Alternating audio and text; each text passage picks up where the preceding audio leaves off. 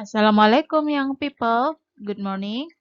Kita kembali ke Get Along with English, materi pekan kedua untuk kelas 12 SMK. Setelah pekan lalu kita membahas tentang offering help, di pekan ini kita akan membahas tentang report text. Selamat menyaksikan. Report text. Pengertian report text.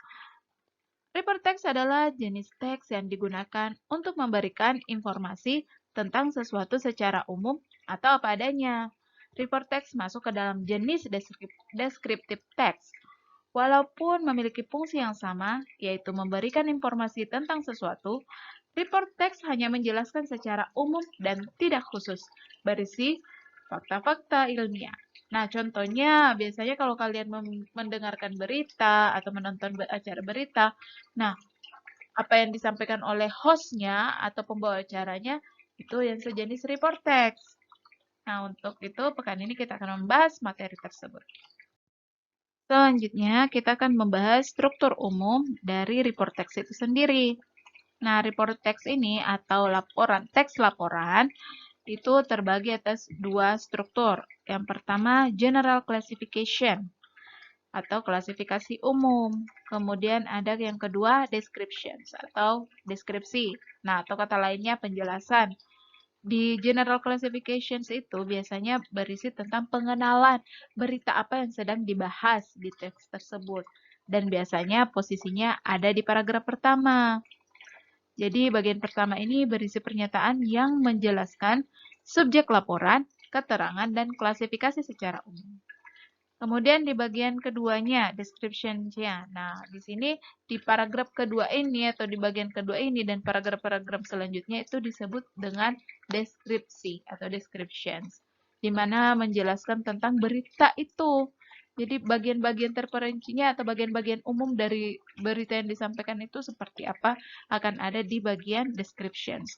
Nah, contohnya, contoh report text ini biasanya kalau kalian sedang menonton berita. Nah, yang disampaikan pembawa acara itu adalah sejenis report text. Di poin ketiga, ada language features of report. Jadi, ciri-ciri bahasanya, ciri-ciri tata bahasanya. Yang pertama, introducing group or general aspect.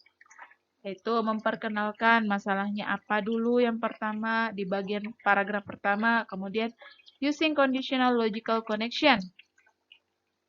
Di sini using conditional logical connections maksudnya itu kata penghubung. Ada kata when, itu artinya ketika, kemudian ada so, jadi, dan kata penghubung lainnya.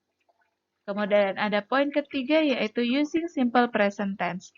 Nah, untuk tense simple present harusnya sudah dibahas di kelas-kelas sebelumnya, namun nanti kita akan bahas di pertemuan selanjutnya.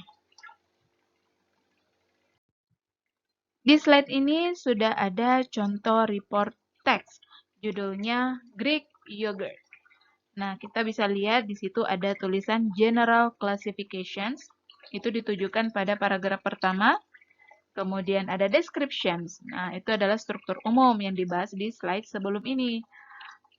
Misalnya akan mencoba membaca pelan-pelan teks ini, dan kalian di rumah coba ikuti.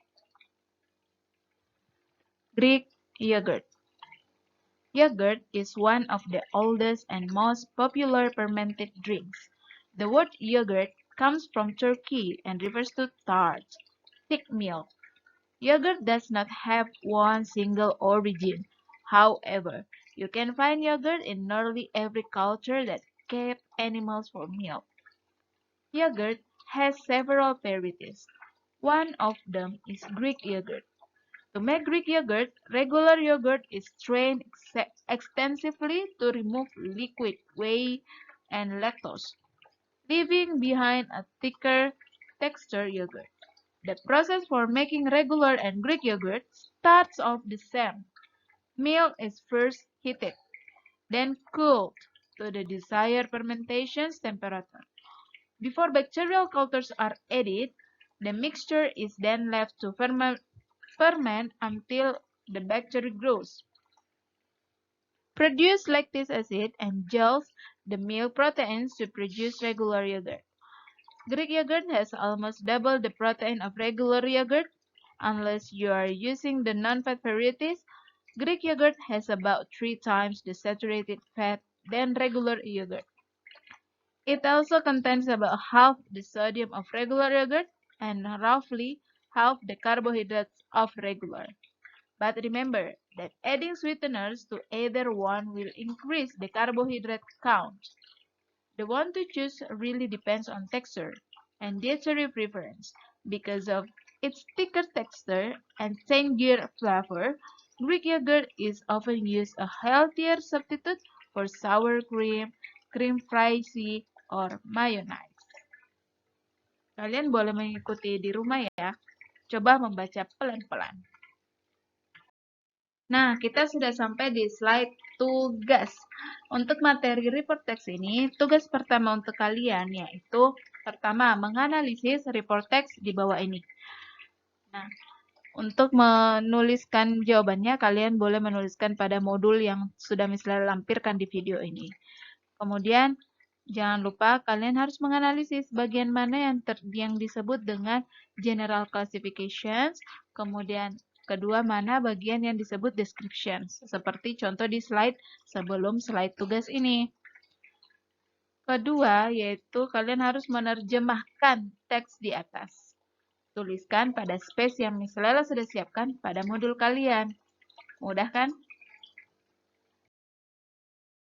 Nah, kita sudah berada di slide terakhir materi pekan kedua untuk kelas 12 SMK kali ini. Di slide ini, misalnya hanya bisa menyampaikan bahwa kalian harus tetap sehat, tetap happy. Dan jangan lupa like, comment, share, and subscribe video ini untuk mendapatkan notifikasi di video selanjutnya. Oh iya, jika kalian merasa materi ini masih sulit atau masih ada yang ingin kalian tanyakan, kalian boleh meninggalkan pertanyaan di kolom komentar atau tanyakan di grup-grup messenger kita. Misalnya tunggu tugasnya. Harap kalian menyelesaikan tugasnya tepat waktu. See you next video.